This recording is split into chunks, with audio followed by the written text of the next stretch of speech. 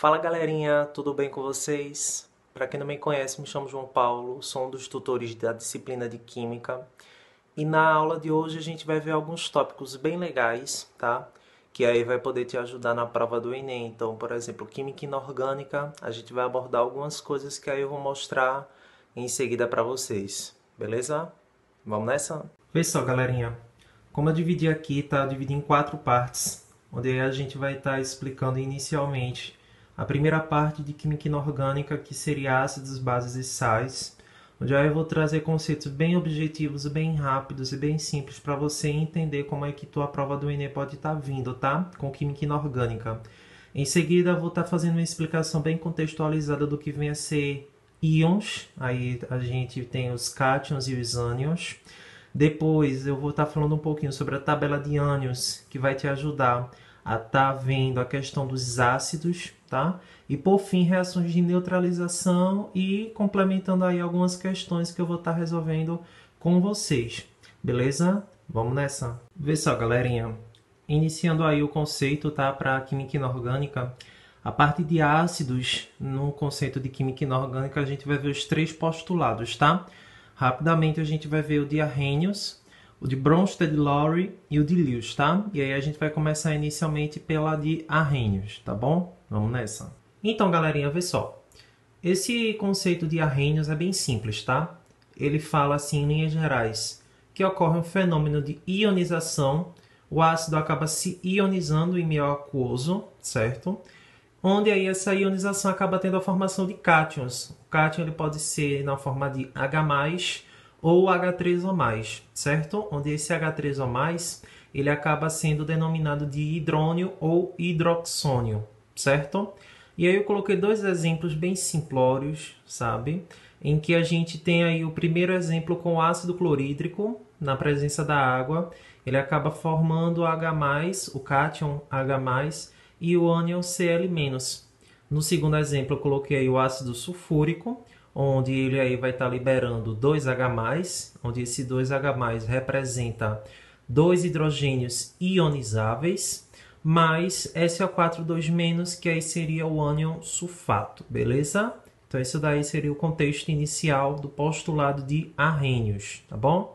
Vamos para o próximo. Vê só, galerinha.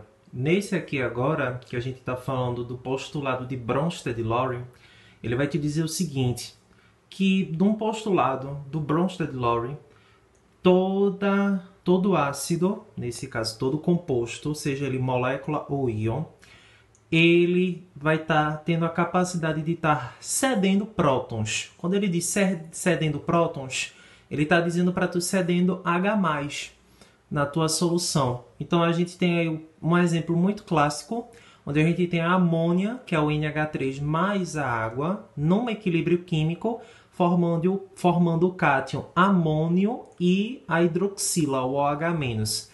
Percebe aqui no meu lado esquerdo que a gente vai ter a amônia como a base. Ela sempre vai ser enquadrada no postulado de Bronsted-Lowry como uma base, beleza?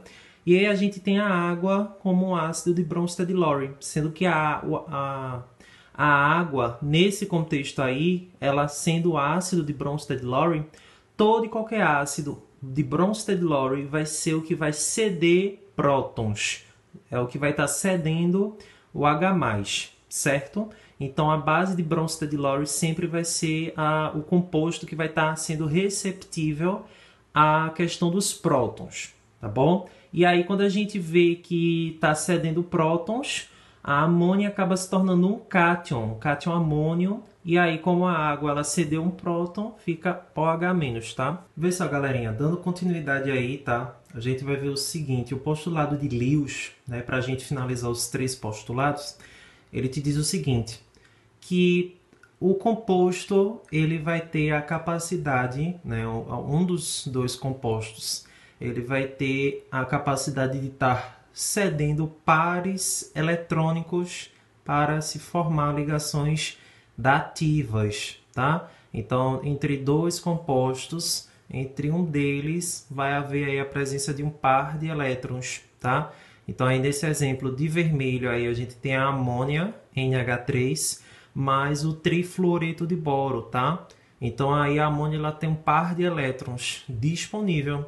Então esse par de elétrons ela vai ceder para o BF3, que é o trifluoreto de boro, para dali se fazer uma ligação dativa, porque tanto a amônia quanto o trifluoreto de boro, eles estão estabilizados pela regra do octeto, tá? Pela quantidade de elétrons.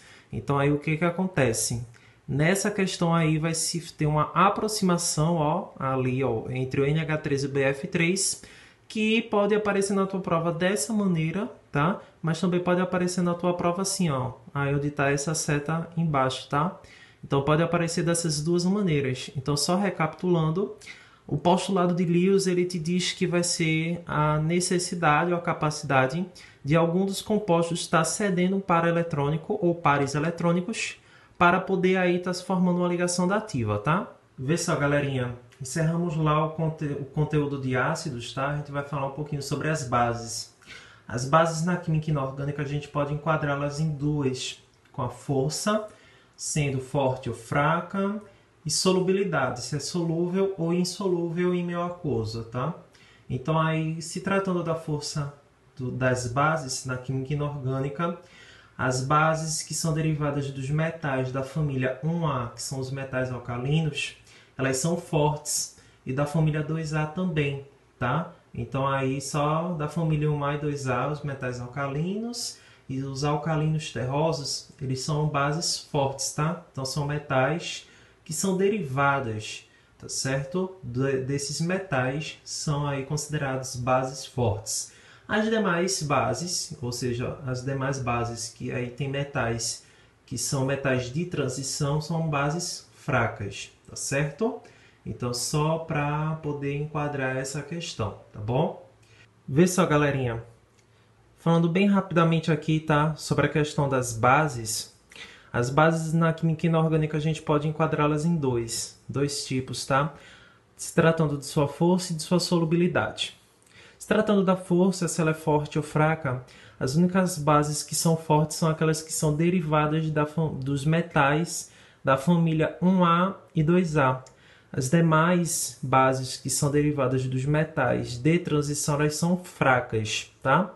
Se tratando de solubilidade, a questão dos metais que são derivados as questões dos metais que são derivadas aí, né, as bases que são derivadas dos metais da família 1A, elas são solúveis em meio aquoso. Todos os metais, tá, da família 1A que vem aí com as bases, elas são solúveis em meio aquoso.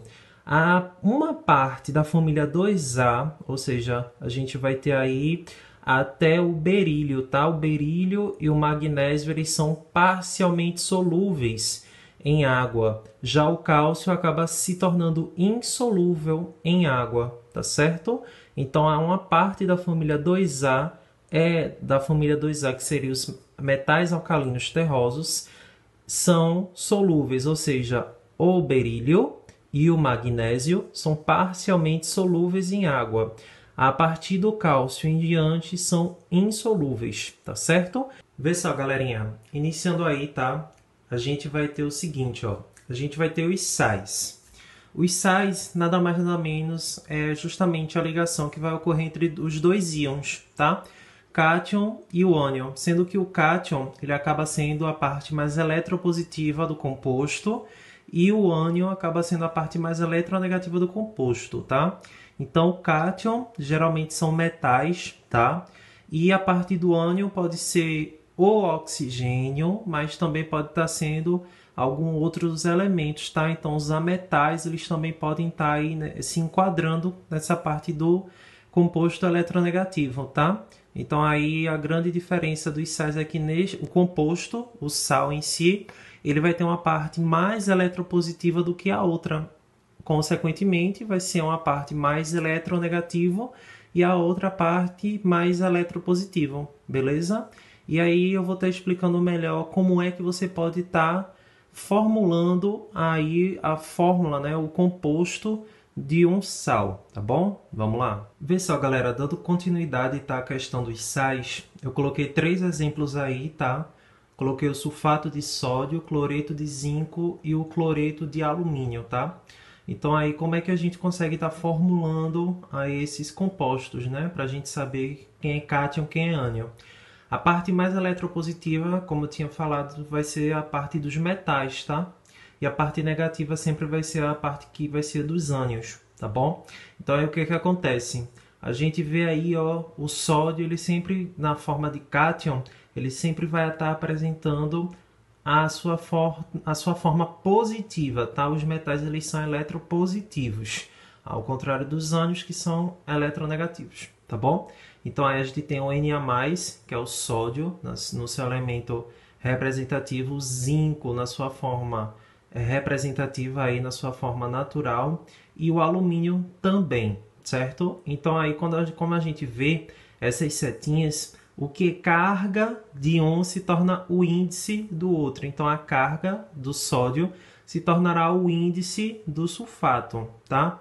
Então se você ver, vai ficar aí, ó, a carga do sulfato vai se tornar o índice no sódio. Então 2- quando desce fica como Na2, tá? A mesma coisa aí para o Zn, que aí ele vai ter o zinco, ele vai ter a carga aí 2+, vai descer para o cloro. Então o cloro vai ficar Cl2, tá bom? Vê só, galerinha. Só explicando, tá? A tabela de ânions para ácidos, a gente vai ter ela da seguinte maneira. O ânion, se vocês perceberem, então do lado esquerdo de vocês, tá? De azul, e o de vermelho são a terminação do nome dos ácidos, certo? Então o que é que acontece? Essa parte dos ânions, os ânions que terminam com a parte do nome ato, ou seja, sulfato, nitrato, fosfato, sempre vão ser derivados dos ácidos com a terminação ico. Então, ácido sulfúrico, o seu ânion do ácido sulfúrico é o sulfato, tá? A parte, por exemplo, ácido clorídrico, então a parte do ânion é o cloreto. E o ácido sulfuroso, ele vai ter o ânion sulfito, tá? Aí eu vou aproximar melhor para vocês verem o exemplo, tá? Vê só. Aqui a gente tem o seguinte. A gente tem esse primeiro exemplo com o ácido sulfúrico, tá? Então, o ácido sulfúrico vai ter como cátion o H+, e o sulfato, tá vendo? O sulfato, ele vai estar aí SO4 2-. Então, sulfato, ânion, ácido sulfúrico, ácido, tá bom? O segundo exemplo é o ácido clorídrico. A gente vai ter o cátion H+, e o ânion cloreto, Cl-. Cloreto, terminação eto, ácido clorídrico, terminação hídrico. Vê só, galerinha, antes da gente ir para a resolução de questões, tá? A gente vai falar um pouquinho sobre reação de neutralização, tá? A gente falou de ácido, falou de base, falou de sal. E agora a gente pode ter aí um contexto massa para a gente poder entender como ocorre uma reação de neutralização, tá? Uma reação de neutralização, nada mais, nada menos, é uma reação que a gente vê na química inorgânica, em que envolve uma reação entre um ácido, uma base, gerando um sal e água. Então, a gente nos reagentes, o que vem antes da seta, são justamente os reagentes, que aí é o ácido e a base, e depois da seta, que são os produtos, a gente vai ter o sal e a água. Sempre vai ser assim, tá? Reação de neutralização é a reação entre um ácido e uma base, formando um sal e uma água, tá bom? Então, aí a gente tem no exemplo o ácido sulfúrico, H2SO4, mais a soda cáustica, hidróxido de sódio, NaOH, reagindo entre si, formando o sulfato de sódio, que é o Na2SO4, mais a água, tá? E aí eu só exemplifiquei como é que ocorre aí essa parte dos cátions e dos ânions, tá? Então aí quando a gente pega o H2SO4, a gente vai ter o cátion H+, e o ânion sulfato SO4 2-.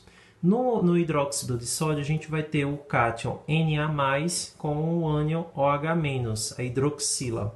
No sulfato de sódio, a gente vai ter o cátion Na+, o cátion sódio, mais o sulfato, tá? O ânion SO4. Bem, galera, agora a gente vai para a resolução de questões, tá? Para a gente poder estar botando em prática aquilo que a gente já aprendeu, tá? Nos momentos anteriores. Vê só, gente, essa questão 3 eu vou resumir bem rapidinho, tá? Para vocês. Ela é do Enem de 2013. Ela fala da pirita, que é o FS2, que era muito utilizada em uma variedade de depósitos minerais. E aí ela fala que era também conhecida como aí a drenagem ácida de Minas. No final ele te diz qual a reação que a pirita sofre, devidamente balanceada, e no final ele fala: para corrigir os problemas ambientais causados por essa drenagem, já te dizem diretamente que a drenagem é ácida, a substância mais recomendada para ser adicionada ao meio é o. Aí eu já te digo a dica: se ela te dá a drenagem ácida, tu tem que ter um composto básico para tu neutralizar. Então aí vai ser a resposta a letra E, tá? Porque de todos, aí o elemento de caráter básico é a letra E, o carbonato de cálcio. Beleza? Vamos para a próxima questão? Ó, gente, eu vou resumir essa questão 4 também, tá? Ele fala aí nos anos de 1990, verificou-se o rio Petronac, situado no estado norte-americano de Maryland. Aí tinha em parte de seu curso águas extremamente ácidas de uma mina de um carvão desativado, que continha ácido sulfúrico. Em seguida, a água, embora límpida, era desprovida de vida. Alguns quilômetros adiante, instalou-se uma fábrica de papel e celulose que empregava hidróxido de sódio e carbonato de sódio e seus processos. Em pouco tempo, observou-se que a partir do ponto em que a fábrica lança seus rejeitos no rio, a vida aquática voltou a florescer. Então a gente percebe aí que no início a gente tinha uma água com a solução ácida, mais adiante uma água com os dejetos de caráter básico, e aí ele falou que a partir dali se tinha vida. Então basicamente a gente houve uma neutralização, tá? Então ele fala assim: a explicação para o retorno da vida aquática nesse rio é: diluição das águas pelo rio pelo novo efluente, não. Precipitação do íon sulfato na presença do efluente, não. Biodegradação do ácido sulfúrico, não. Diminuição na acidez das águas do rio pelo efluente da fábrica de papel e celulose. É aqui acaba contemplando melhor, tá? Que na letra L diz volatização. Não ocorre volatização em meio aquoso, tá? Então seria diminuição da acidez das águas do rio. Beleza? Vê, gente, a última questão da FUVEST 2014, ele fala assim: em um laboratório químico, um estudante encontrou 4 frascos contendo soluções incolores de sacarose, KCl, cloreto de potássio, HCl, ácido clorídrico, e NaOH, soda cáustica ou hidróxido de sódio. Não necessariamente nessa ordem. Para identificar as soluções, ele fez alguns experimentos simples, cujos resultados são apresentados nessa tabela. O frasco 1, ele diz assim: cor da solução após a adição de fenolftaleína. Ficou incolor, sendo que aí o que é que ocorre? Deixa eu até aproximar para vocês verem melhor, tá? Quando ele diz fenolftalina, quando fica incolor, ou a solução ela é um sal diluído, um sal de caráter ácido ou um sal de caráter neutro. Quando a solução ela fica rosa, ou é um sal de caráter básico ou é uma base, tá? E aí ele diz: conduz corrente elétrica e reação com o hidróxido de magnésio, não. A segunda solução ela é rosa, então aí seria uma base, tá? Se a gente for olhar, a única solução que aí seria uma base seria o hidróxido de sódio, porque o KCl é um sal de caráter neutro, o HCl é um ácido, tá? Sacarose, ela não reage, ela não conduz corrente elétrica. E onde tiver na tabela que não conduz corrente elétrica, a gente vai lá, ó, a última opção, né? Porque aí, se a gente for olhar, ele te pede respectivamente.